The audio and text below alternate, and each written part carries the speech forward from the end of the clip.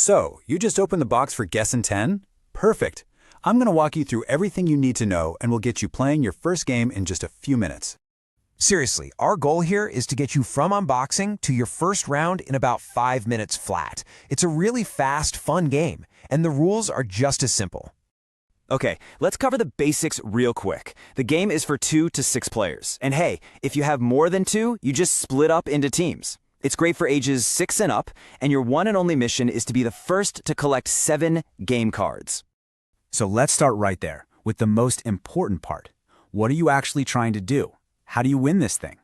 It could not be simpler. The entire game is a race to be the first person or the first team to collect 7 of these game cards. That's your target. 7 is the magic number. Now that you know the goal, let's get the game set up. And don't worry, this part is incredibly quick. First up, if you've got a group, just split into 2 teams. Next, grab the small clue cards, give them a good shuffle, and deal 3 to each player or team. Keep them face down, no peeking. Then, shuffle the main game cards, pop them right into that handy case, and place it in the middle of the table. And just like that, you're ready to play. Okay, with the game all set up, let's dive into how a turn actually works. This is the core of the game.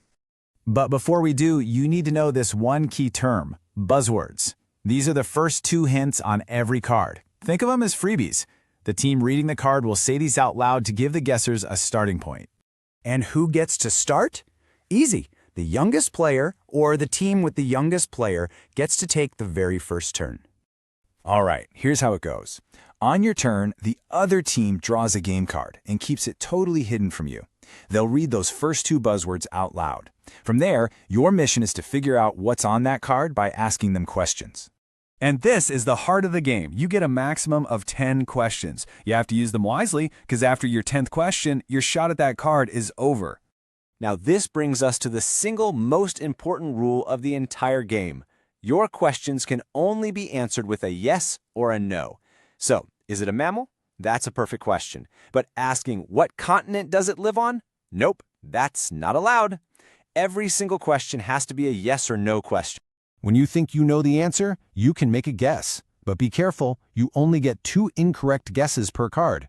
If you guess wrong a second time, your turn immediately ends, the card gets discarded, and nobody gets the point. So, what if you get stuck? That's where your clue cards come in. You can play one of these at any point on your turn to get an extra hint from the game card. But you've got to be strategic. You only get 3 for the entire game. So you've asked your questions, you're feeling confident, and you make a guess. What happens when you're right? It feels great. If your guess is correct, you win that game card. You just take it, place it in front of you, and you're 1 step closer to that goal of 7. But wait, your turn isn't over just yet. After winning a card, you face a big strategic choice. See that bonus question on the bottom? You can choose to answer it, or you can play it safe. This is a classic high-risk, high-reward decision. If you answer the bonus question correctly, you not only keep the card, but you get a massive advantage. You'll hear all 3 buzzwords on your next turn. But get it wrong, and you lose the card you just worked so hard for. It's a great way to catch up if you're behind, or press your advantage if you're feeling confident. Before we wrap up, I want to share one little pro tip that can make a huge difference, especially when you're in a tight spot. Here's a powerful but easily missed rule about your clue cards. When you play one, you ask for a clue by number, 1, 2, or 3. But what if that clue tells you something you already figured out? Well, you're not stuck. You can simply say, I already knew that, and pick a different clue number. This ensures your powerful clue cards are never wasted. So, turns go back and forth, teams are asking clever questions, and cards are slowly being collected. How does it all finally come to an end? Just like we said at the beginning, it all comes back to that race to 7. The moment a player or team collects their 7th game card, the game is over and they are the champions. And that's it. The rules are simple, but the game is all about asking those clever questions. Now you know exactly how to play. It's time to put your guessing skills to the test.